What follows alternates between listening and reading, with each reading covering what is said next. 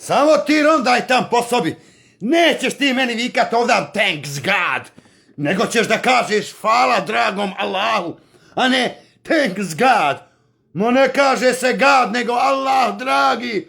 I ti meni pričaš engleski, engleski ti je ženo da znaš otići na posao i sporazumiti se, a ne ovdje još mi utiš djecu ovdje engleski da meni viču hi, hello. Nauči mi dijete da mi kaže selam aleikum, kako si i dobar dan, kako ste poštovanje, a ne hi, how are you. Ti ćeš meni, hrče jedna, prekini tamo. Prekini ti meni God, thanks God. Šalje dijete u Mejtef, ti nauči Fatihu proučiti. Kad umreš i ti i ja neka kaže elhamdulillah dragi Allahu podari dženet mojoj majki i mom babi, a ne da mi vidite thanks God. Thanks God. Kakav God nalete ne bilo.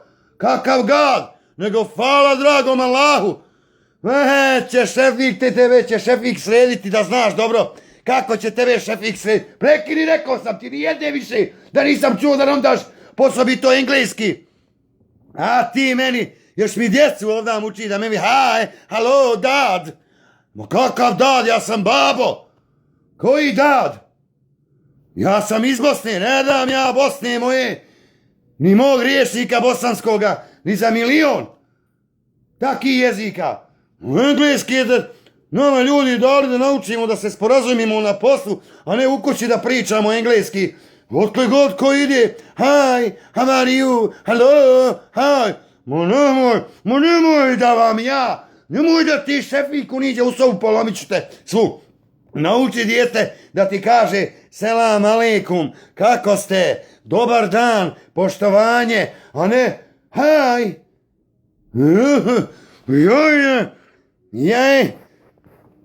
Tolike godine u Bosni živjela, baburina došla ovdje od 35 godina, unučad je ovdje ima, nije sramota da kaže, da priča engleski, da ne zna bosanski.